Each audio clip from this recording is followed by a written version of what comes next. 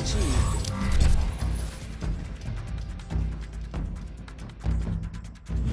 Welcome back, ladies and gentlemen. Scott Johnson here, as always, with your Kamikaze Overdrive post-fight podcast for UFC 152, and the champion is still Jon Bones Jones. He successfully defends his title against Vitor Belfort, but not without a scare, and we'll talk about that in a second. And we have a new flyweight champion as well, Demetrius Mighty Mouse Johnson.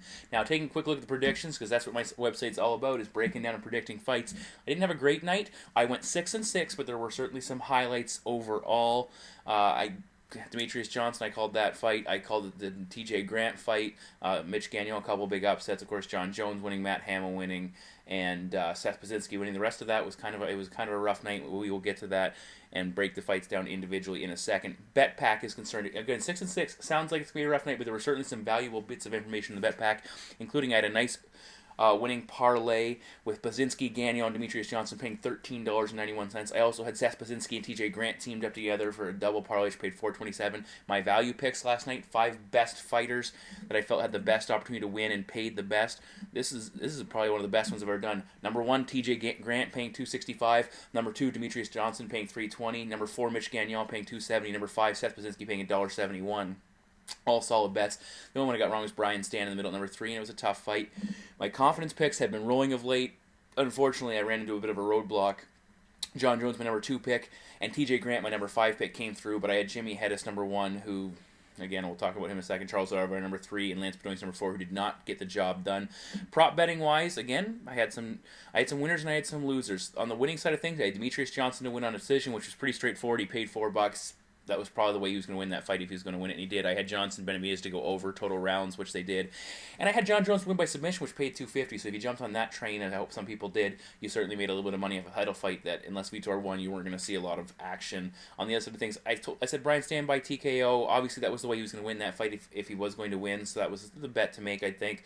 Charles Oliveira by submission. Jimmy Hedis, Marcus Brimage to go under 2.5 rounds, disappointing in that sense. And I had Brennan Minogue to go over 2.5 rounds, so I really needed to reverse those fights, but again, all indications for me pre-fight was that's how they were going to play out, and they didn't. So again, my bet packs, thank you very much to all those who purchased my bet packs, and I will be getting to the draw eventually, and I'll contact the winner when I do. I'll get to the draw, and it'll be posted on my website and made available for the winning t-shirt.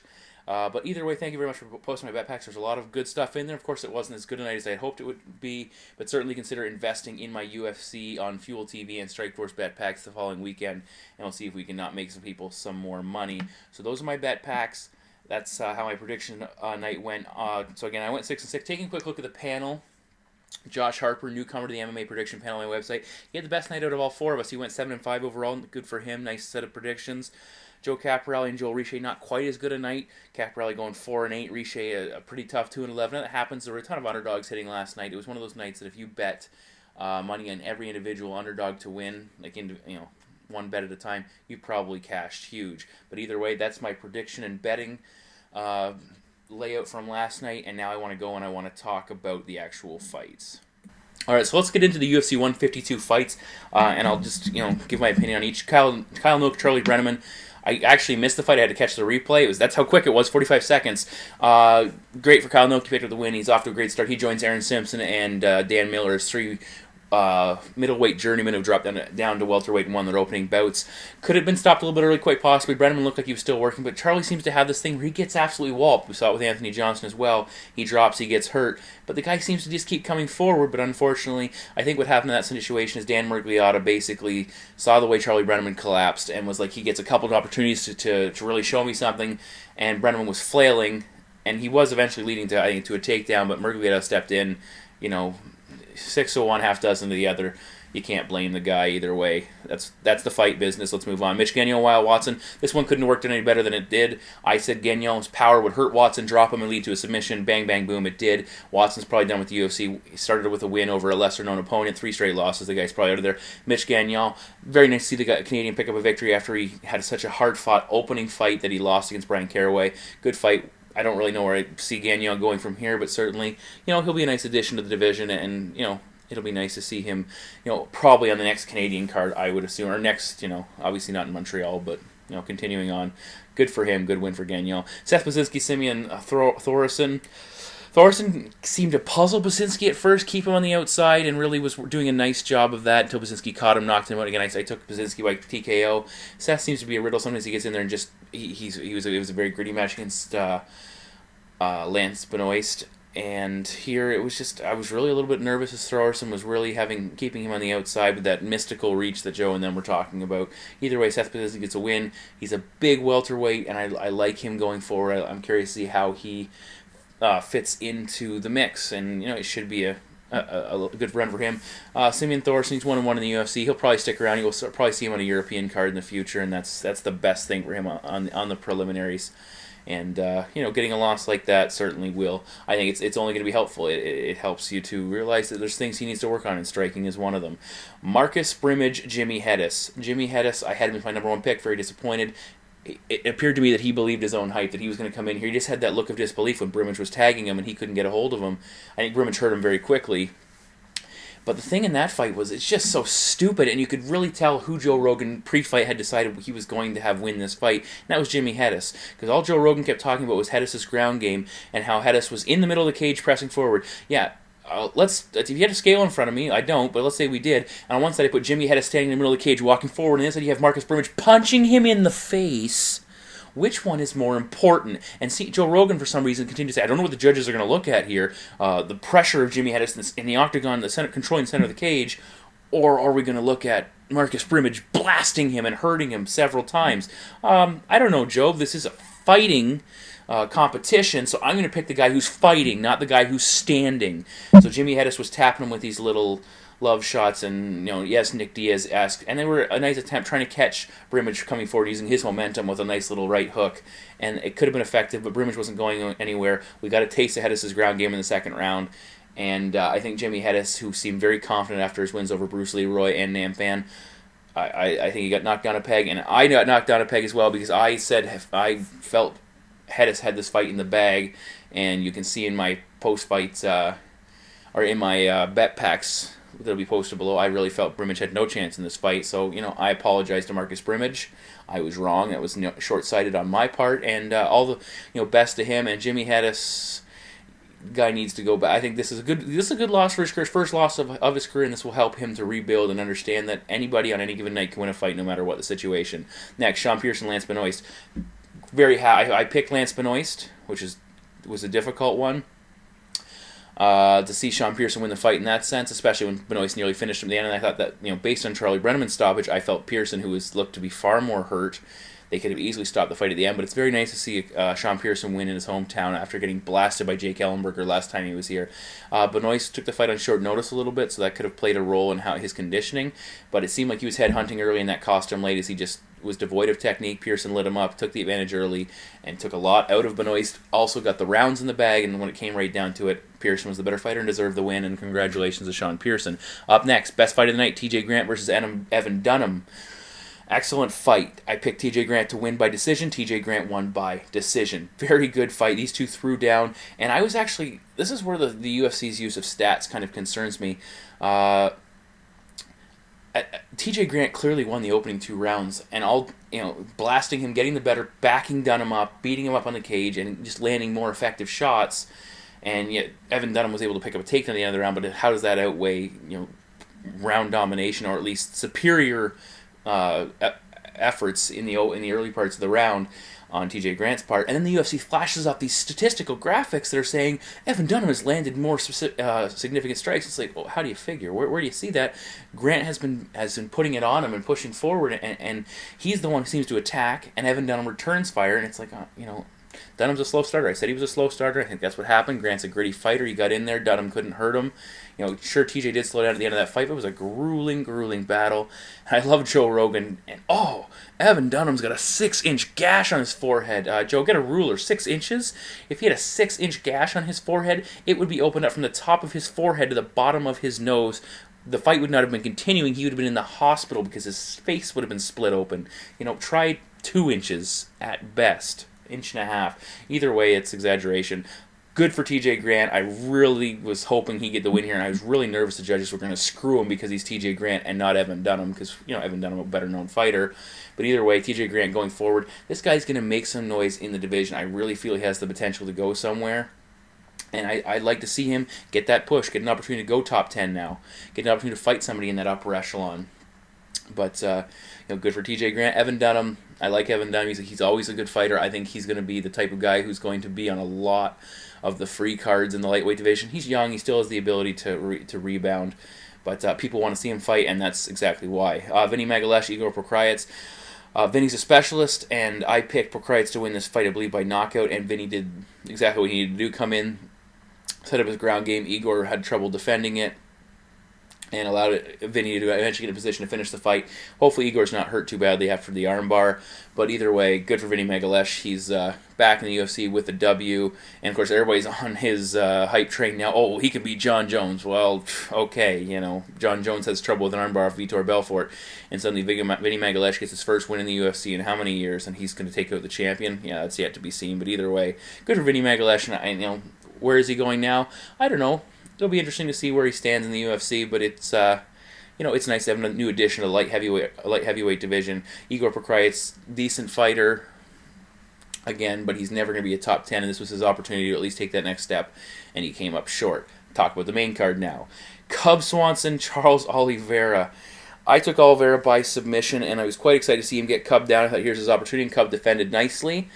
And I was disappointed because I preached the Oliveira only needs one opportunity to get this fight to the ground and it would be over. And he got it to the ground and it was certainly not over. Cub Swanson survived, got the fight back standing, and tagged him with a good body shot, which hurt him. And then he hit him with a big power shot. I believe it was the right hand. And Oliveira backed up, walked up, and then crumpled. And I'm starting to wonder if Charles Oliveira has issues with getting hit. That doesn't make any sense. That doesn't sound correct. Getting hit. And it's not something mental, because if you go back to his fight with Donald Cerrone hit him with a body shot, and Oliveira kind of dropped and looked like, okay, and he's on his back, and then suddenly it clicked in, like, oh no, I'm hurt, that doesn't feel good. And same thing here, he got hit, and he got blasted, and Cub's got serious power. He's knocked out 3 guys in a row now, but it seemed like Oliveira, I'm fine, and all of a sudden, no, I didn't like being hit, and he drops to the ground, and again, maybe we're going to find out he had a severe injury. But either way, I think there's just something there with Charles Oliveira. And I was all in this guy's hype train. And I really felt he had, a lot of potential. And he still does. He's still very young. And he'll probably toughen up as he gets a little bit older. But either way, Cub Swanson, a huge opportunity going forward. He has a big chance to make some noise in this division. I'd like to see Cub Swanson against a guy like Frankie Edgar. I think that would be a much deserving fight. I know some people might not like that matchup, but Cub Swanson's the type of guy who's going to get in there. He's going to fight, and he's going to push the pace.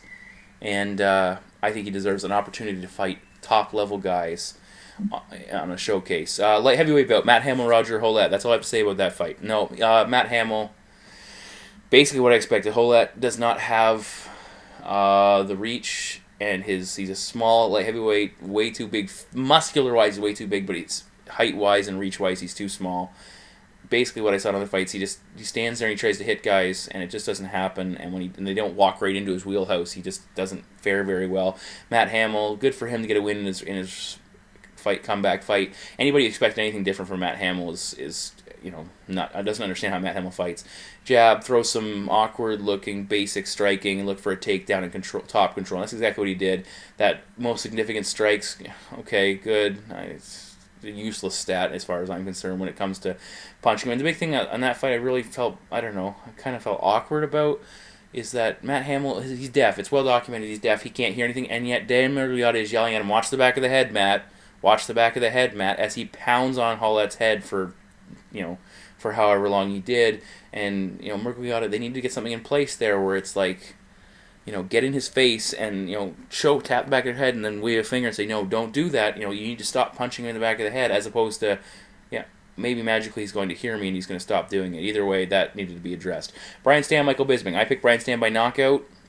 Stann had a good showing. Michael Bisping had a better one. And Michael Bisping did exactly the game plan he needed to do. He was technically better on the feet. He landed his takedowns. Stan did a nice job defending the takedowns early, but Michael Bisping powered through and showed some excellent wrestling, very impressive. And if Michael Bisping's not in your top 10 in the middleweight, you're an idiot. I'm going to say that right now. I'm going to address Michael Bisping after this whole business, but you need to wise up if you think Michael Bisping's not a top 10 middleweight in the world.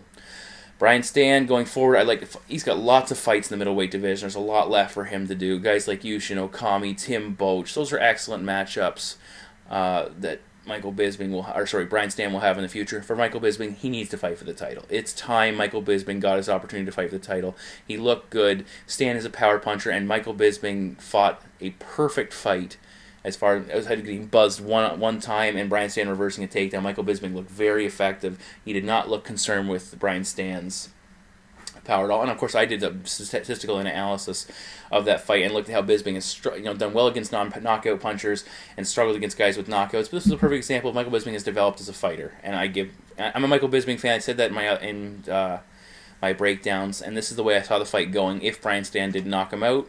And it did go that way. And if you look in the bet packs, I did talk about combining Michael Bisping, if you're going to pick him, with guys like TJ Grant and Demetrius Johnson. So certainly money to be had there. Flyweight, I couldn't have been more confident in a underdog than I was in Demetrius Johnson. I did have TJ Grant ranked above him, but Demetrius Johnson was over a 3-1 underdog, and I really felt he was taking this fight exactly the way he did.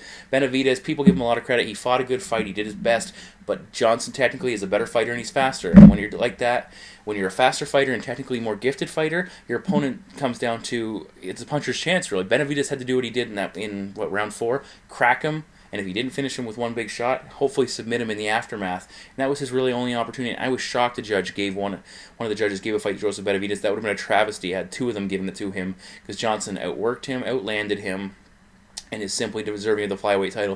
And this is great. This will set up an Ian McCall-Demetrius Johnson rematch at some point. John Dodson will eventually fight Demetrius Johnson. It's going to be an excellent fight. The flyweights still, some people don't like the flyweights because they're too small. And they don't have the knockout power. Well, it's a sport, folks. This is the way things are fought. This is the way things are done. They're technically some of the most exciting matches you're going to see, and some of the interesting things like kicks off of takedown attempts, and just the way these guys attack and the speed they use is very fun to watch and action-packed, not a dull moment. And but I really think they're going to need to, Demetrius Johnson versus John Dodson, Jussier da Silva, Ian McCall. Eventually, the rematch from Benavidez gets another opportunity. Those fights will probably need to headline a free event and hopefully expose these guys to the general populace. Finally, John Jones, Vitor Belfort. Good for John Jones getting caught early in an arm bar, getting hurt and surviving. This guy's a tough dude. If you think otherwise, you're fooling yourself. He's been hit several times now by opponents. He had his arm nearly broken last night. We will find out, how badly it was broken. At least it was badly injured, we'll say. And he persevered. He wasn't giving that title up, come hell or high water. And Vitor Belfort did all he could. But, Vitor did exactly what he, on the ground, it was interesting. On the ground, he was effective. On the feet, ineffective to the utmost. Did not do too much with his hands. He stood. He had a couple barrages, but he did not. The old Vitor didn't show up, or the Vitor people like to believe existed at some point. The guy who fought people with lesser skill and was able to blast some of these power shots. You're not fighting the new age fighter, John Jones, and that's what happens. Vitor Belfort, in his time was good. His time is not now. John Jones' time is now, and John Jones, a multidimensional, a very effective fighter, executed his game plan, persevered, and I picked John Jones to win that fight by submission. I paid $250 if you bet on the prop, and he came through with a submission victory. Either way, the champ is here. The champ is still here. Fights going forward. Obviously, John Jones, they're talking versus the winner of Dan Henderson. Lyoto Machida is a possibility. We could also see Alexander Gustafsson taking on Shogun Rua. The winner of that could get a shot. Daniel Cormier, whenever he gets his butt over to the UFC, if he drops to light heavyweight, which he's talked about several times, could be a potential matchup. And there's lots left for John Jones to do at light heavyweight. Let's stop pushing him to go to heavyweight. This guy, he's a young kid. He makes mistakes. We've talked about that. He's done some things. Been involved in some scenarios of late that were less than desirable. But he comes to fight, and he bloodies guys up, and he beats guys up, and he defends his title successfully, and he's beating UFC champions, and that's a big deal. He's not beating nobodies, he's not beating contenders, he's beating former champions. Either way, that's my main card breakdown. I want to talk about a couple issues, and then I'm going to be done. Okay, two things I want to talk about. The first is Michael Bisping. This individual is deserving of a title shot. He has been on a significant role. He has put together a number of wins. The Brian Stann win was an impressive one. And you know what I'm sick and tired of? I'm sorry, on certain websites, and I won't name them, but they're big-time websites that have forums that a lot of people come to post in. Michael Bisping doesn't have a top 10 win. Michael Bisping isn't a top 10 competitor. Well, I think Brian Stann's in the top 10, or he was in the top 10. He probably, 10, 9, 8, 7 in that range.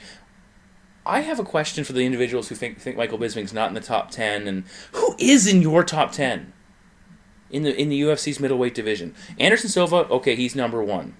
Then who? You have Alan Belcher, and you have Chris Weidman, and of course Chael Sonnen was there, and you got these guys. But it's like, is Bisping below Mark Munoz? No. Is Bisping below Husmar Paul Harris? No. Or Yushin Okami? No. Brian Stan? Definitely not now. And it's like, a lot of these people, I think they just like to hate for the sake of hating. Yes, Michael Bisping does a lot of things that are undesirable, but it's entertaining, and I've never not looked forward to a Michael Bisping fight. I really have become a fan of his, even though I didn't pick him to win this matchup, and I'm really sick and tired of people talking about Michael Bisping not deserving a title shot, and Bisping not being worthy of being in the top 10 because he's beaten no one. He's beaten a whole pile of opponents. He's beaten some solid guys at 185. He's beaten some decent fighters like Dennis Kang. Dennis Kang is no slouch. Sure, he's not in the UFC now. He's beaten Dan Miller. He beat Jason Miller. He beat Michael Bisping. He beat George Rivera. These are guys you build a career upon. He beat Yoshihiro Akiyama. He beat Chris Lieben. At what point, who's he have to beat to be considered top 10? Anderson Silva?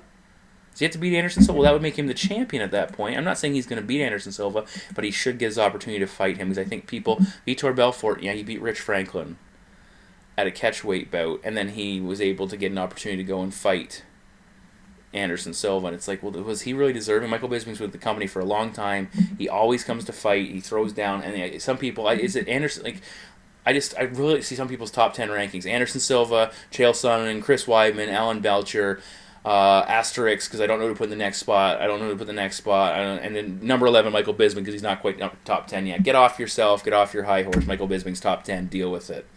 Next thing, hating on fighters. And, I just talked about hating on Michael Bisping, but hating on John Jones and Demetrius Johnson. Johnson's not getting the full brunt like John Jones is, but certainly people are starting to grow. It's really... It's easy to see how transparent people can be on boards and forums sometimes. It's like when a fighter's coming up through the ranks and they're not the champion and they're being successful but not the mainstream, it's really fun to cheer for them and be that guy who's like, I think he's going to win the title next, John Bones Jones. He just crushed Stephen Bonner, and he just took out Ryan Bader, and Bones Jones is the man. Okay, now he floors Shogun Hua, and he's having success. And sure, he does a couple less than desirable things. He does some things that are questionable. But now it's really easy to hate on him. Same thing with Demetrius Johnson. Demetrius Johnson was a dynamite fighter. He was, a very entertaining. He's a good guy. He goes out and fights constantly. He's very fast. He always brings his A game. And it's like you could just feel the hate growing as the success started rising. He takes out Kid Yamamoto, and people are like, "Oh well, he's a point fighter and he shoots for takedown." That's what you're supposed to do in fighting. You're supposed to win fights, whether it be by knockout, submission, or decision. An individual's ability to be too fast for an opponent to knock him out, or too quick and too elusive for an opponent to grab hold of him and submit him, is just as dangerous as someone's submission game or someone's knockout game. A fighter's job is not to go in there and be like, I'm going to put myself in harm's way and hopefully win the fight, make it 50-50. If I have a skill that gives me an 85% chance of winning a matchup, I'm going to utilize it. And Demetrius Johnson uses his speed, uses his quickness, uses his technique to avoid opponents. Benavidez looked stupid at points last night, chasing him and throwing these wild flailing shots, and Johnson just dancing around him, and Johnson landing his own shots and taking him down, which most people didn't think he could do. I did. But and my prediction said as much. But either way, it's now going to be very popular to hate on Demetrius Johnson because he's got the title around his waist, and I'm sure the UFC is going to find some John Dodson or Jussier da Silva or Ian McCall now because of what he's gone through. Everyone's going to be all over their nuts and talking about how great these guys are. And should one of them come up and bump off Johnson, well, then it'll be time to hate on one of those individuals for Jussier da Silva laying on top of guys and just grinding out wins, or John Dodson running away from guys and using his speed and quickness. People will hate on those individuals. It's very telling. Alexander Gustafsson's another one right now. Everybody loves that guy because he goes and finishes fights, and he's very effective, but he's not the champion yet. If he were to go in and upend John Jones, I would give it 1-2 fights, and people will start to find reasons to not like him and get sick and tired of watching him. And it's the same thing after fighters retire. Everybody loves them again. It's like, oh, Chuck Liddell, oh, Randy Couture. Randy Couture is the master of wall install and push guys into the cage and beat him up on the cage, and everybody loves him now because he's retired, and he had a good run when he was older. But it's like, that's a boring way to fight, but it's fun because he's not the champion, he's not mainstream. And finally, last thing I want to talk about before we go. So I've talked about Michael Bisping deserving a title shot and deserving to be in your top 10 if you're an intelligent MMA fan. I've talked about Demetrius Johnson and the hate for him and the hate for John Jones. Finally, I want to talk about the popularity of the UFC. I was disappointed with the crowd last night in Toronto. I thought they were dead. And the people I was watching the event with, I talked to them about it. And I said, you go to an NHL hockey game in that building or any other sport, and there's always moments of mad hysteria where fans are going insane. And it's quite often in baseball, it's a home run or it's a big RBI or it's a huge strikeout with men in scoring position. In hockey, it's a fight, it's a goal, it's a big-time hit, it's a huge save, and people are going insane and just screaming their heads off. There wasn't any of that last night. Now, I don't know if it's a bad audio setup by the UFC where you can't pick up the fan reaction as well, but it just seemed like even in the Evan Dunham TJ Grant fight, which is exactly what the casual fan wants, a bloody throwdown, knock him out, drag down war, the fans were dead. John Jones wins the title via Americana, and the fans should have been going insane, and instead it's just like, I'm out of here because I'm drunk and I'm done with this shit. It's, they booed during Demetrius Johnson, Joseph Benavidez fight. It was a good fight. It was a good scrap. They were throwing it all there for the title. It was a historical moment for the UFC to crown a new flyweight champion, and the fans were limp. They were dead. They were uninterested as far as I could see. And I don't know if the UFC, I don't want to say the UFC has reached its peak because I don't believe it has, but it certainly needs to retool. Here's a perfect example. I've talked about this before. I'm a teacher. I go into a grade 11 class, 2 separate grade 11 classes, so we're talking 15, 16, 17-year-olds. So about 32 kids in each class, so we're talking 64 kids. We're talking about the new, things in the news, and I bring, we talk about sports, we talk about the NHL lockout. Everyone has an opinion on the NHL lockout. Girls, guys, doesn't matter. They all want to talk about it. Then I say, UFC 152 is this weekend in Toronto. Is anyone going? Is anyone watching it on pay-per-view or going, anyone have an opinion about it? 60-some-odd kids, one kid who trains at the Adrenaline Training Center has a opinion. He talks to me about it after, but he didn't even want to talk about it in front of the class because he was kind of embarrassed. The UFC is not nearly as mainstream as Dana White would like to believe.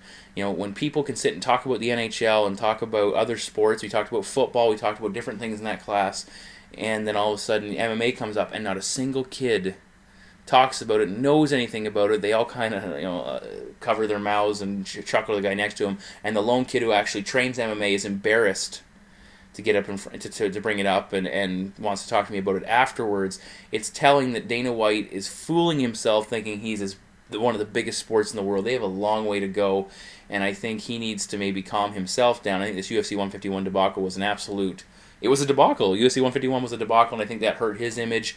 It hurt the company's image, it hurt the sports image, and I think he needs to maybe pull the whole thing back, say we need to maybe focus on what we have as opposed to focus on expanding, and I really think they need to improve some of their products, maybe a few less cards over the year. Steve Simmons did an article, and Dana White ripped him a new one at the post-fight press conference, but if you look it up, it's the UFC a juggernaut, as in saying it's not a juggernaut.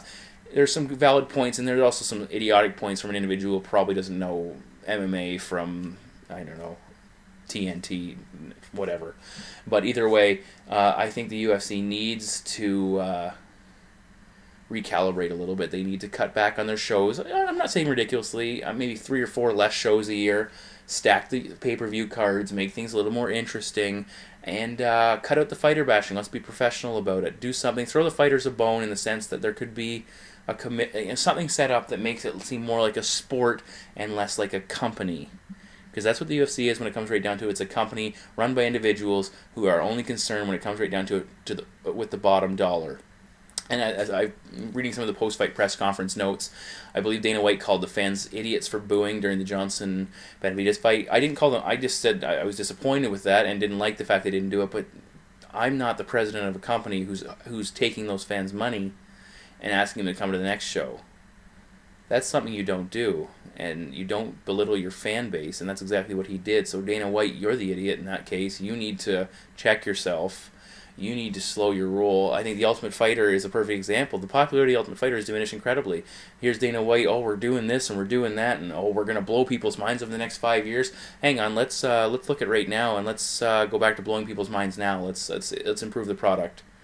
Let's fix things right now before we talk about advancing further, because I think the UFC is could potentially expand itself to the point where people just don't care anymore. It'll be so big, people won't know the fighters, too many, they've talked about multi-challengers, and it's just multiple champions.